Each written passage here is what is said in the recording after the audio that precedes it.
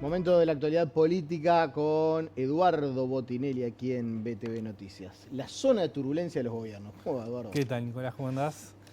Y se ve, la Sí, ebullición sindical empieza a estar presente. sí, siempre que arranca un gobierno se traza, digamos, con una cierta lógica de funcionamiento que julio, agosto, septiembre son los meses más turbulentos, porque tiene que ver, en este caso particular, además, con el Consejo de Salarios, es el primer punto que ya aparecía en el horizonte.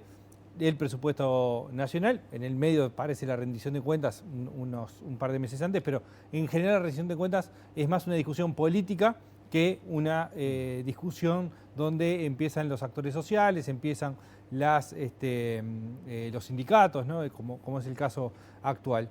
Entonces, el Consejo de Salarios, cuando asumió el gobierno, una cosa que decíamos en los análisis, que el mismo 1 de marzo era justamente que el Consejo de Salarios suponía dos factores relevantes en términos de lo que se ponía arriba de la agenda.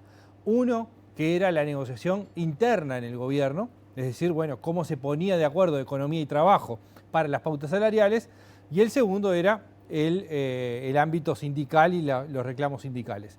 La primera parte la sorteó, de hecho, quizás hasta más rápido y más fácil de lo que se podía esperar en términos de discusión, pero ahora surgen los cuestionamientos desde los sindicatos del PIT-CNT por un lado, pero aparece más contundente, con más fuerza, el reclamo que hace COFE, que acá hay algo interesante, porque el gobierno anterior, estábamos en medio de la pandemia y demás, pero digamos, de alguna forma selló la paz con COFE rápido, es decir, logró un convenio rápido. Después la pandemia también hizo lo suyo, pero de alguna forma al generar ese acuerdo con COFE amortiguó la conflictividad sindical. Con COFE y con el PIT-CNT, que muchas de las cosas que se decía en campaña es Fernando Pereira nos critica por la política salarial del gobierno anterior, pero está la firma de él en el acuerdo alcanzado con el gobierno en medio de la pandemia, porque Fernando Pereira estaba en el PIT-CNT todavía y firmó el acuerdo con el gobierno de la calle Pou. Sí, sí, claro.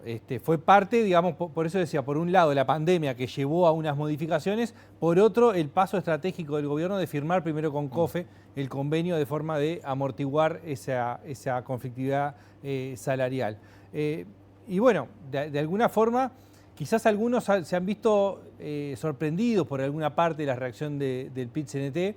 Ahí hay algunas opiniones divididas porque se esperaba que las pautas salariales a las que se habían llegado eran razonablemente aceptables, ¿no? Bueno, el tema es que claramente en el PIT-CNT no cayó bien, sobre todo la separación de criterios, ¿no? Es decir, la cuestión esta de que determinados salarios no entran en los mismos criterios de ajuste generó un ruido importante. Entonces, la primera prueba de fuego que tiene ahora el gobierno es el primer paro general que tiene el próximo martes, un paro general parcial, pero tiene paro de COFE, paro de docentes, donde se mezcla, por un lado, el Consejo de Salarios, que es esto que estamos hablando, y por otro empieza a comenzar el ruido con respecto al presupuesto nacional. Que el presupuesto tiene todo lo económico, que es un capítulo importante, y también una serie de normas, de readecuaciones impositivas que pueden estar incluidas. Es decir, la ley de presupuesto quinquenal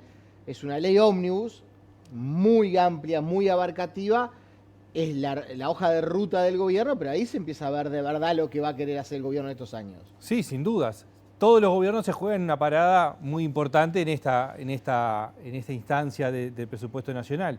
Diría, por un lado aparece sí todo lo que vaya cargado adentro, ¿no? Es decir, más allá de lo económico y de la distribución de recursos, qué cuestiones, qué señales se dan, en parte con lo que el propio gobierno estableció como los 63 compromisos, en parte con estas otras discusiones que se están dando, que atraviesan al gobierno, atraviesan al Frente Amplio, el vínculo entre el gobierno y el partido político, pero en principio, desde el punto de vista de recursos y de estructura normativa, por lo que se ha dicho, no parece negociable que los 63 compromisos no estén ahí adentro, ¿no? Es decir, esos 63 compromisos que ha sido ratificado tanto, primero en la presentación que se hizo en marzo, después por discursos posteriores de integrantes del gobierno, por Fernando Pereira como presidente del Frente Amplio, se ha dicho, bueno, eso es algo que no se negocia. Bueno, Sí, Eso no es se negocia, parte... pero por ejemplo, ya el Ministerio de Justicia no está.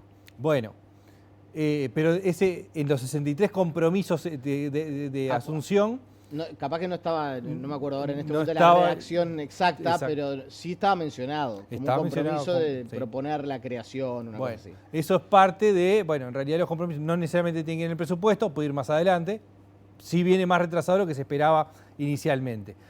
Pero de esas 5 áreas, ¿no? Del desarrollo, seguridad, vivienda, cohesión social y cuidados, y de infraestructura, bueno, va a haber que mirar un poco, porque no todo requiere recursos económicos, pero sí adecuaciones legislativas. Bueno, ¿cuánto de ese mensaje está?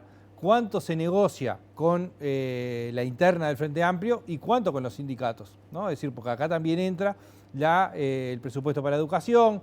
En vivienda hay en esos compromisos, los 63 compromisos, aparece mencionada la idea de un incremento presupuestal para vivienda. Entonces, bueno, un incremento que implicaba en un periodo duplicar el presupuesto asignado para alguna de las áreas. Entonces, todo eso es parte de lo que empieza en esa negociación y donde ya empiezan los reclamos antes, ¿no? Y también algo que más de una vez hemos abordado acá, y es el tema de las expectativas.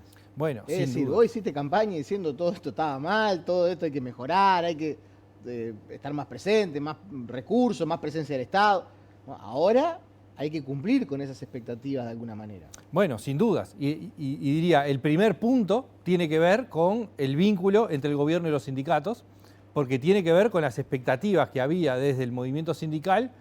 Pero cuando hablo de movimiento sindical también hablamos de los sindicatos de la educación, ¿no? Es decir, Que voy más allá de UNASPO, ¿no? que hubo un anuncio en el tema de jubilaciones, pero que ya había cierta intranquilidad de, che, ¿y cuándo van a empezar a cumplir con lo que nos prometieron? Claro. Bueno, todo eso son expectativas en función de qué? En función de promesas de campaña algunas, de compromisos de otra y de la historia de los gobiernos del Frente Amplio. Porque ahí aparece estas 3 grandes líneas que podemos decir, bueno, por un lado las expectativas, por otro lado las demandas, por otro lado las realidades o la realidad, la coyuntura actual.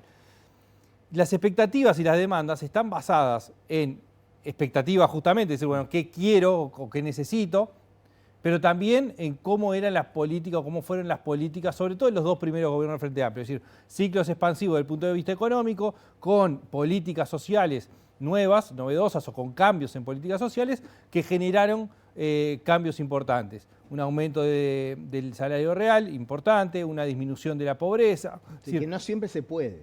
Claro, bueno, en aquel contexto se estaba, pero bueno, en la medida que una parte de la población que votó al Frente Amplio, sobre todo, tiene puestas esas expectativas, donde empieza la negociación, hay esperanzas puestas también en esto, ¿no? Es decir, bueno, se votó algo para que cambiara, para que generara mejoras que están dentro de esas expectativas que también se transforman en las demandas que empiezan a presentarse, ¿no? Es decir, las demandas desde el punto de vista organizado o de las demandas a partir de qué es lo que se devuelve, digamos, ¿no? Qué es lo que se evalúa del gobierno.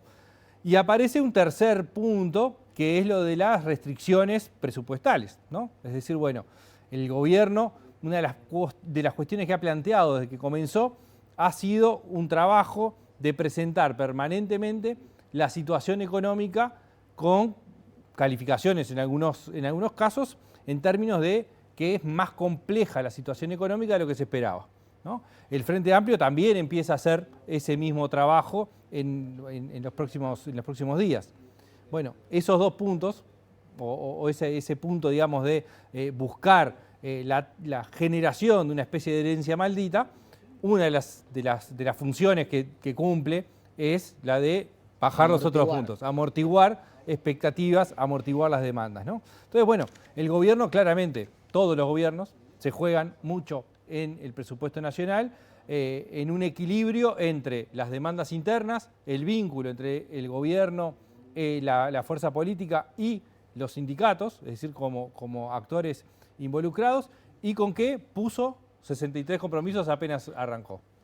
Un factor no menor, que será materia para conversar más adelante, es que todo eso está divino, pero después tienen que votarlo en el Parlamento en una Cámara donde no tiene mayorías. Exactamente. Por lo cual, Ese es el último factor es esa negociación con la oposición. Podés prometer el oro y el moro, pero si no tenés los votos de alguien de la oposición para cumplirlo, no vas a tener ley de presupuesto. Todos sabemos que va a haber ley de presupuesto, pero habrá que ver en qué... Bueno, parte de la negociación tono, es justamente qué se incorpora, qué no y cómo se redistribuyen los recursos disponibles. Eduardo, muchas gracias. Gracias a ti.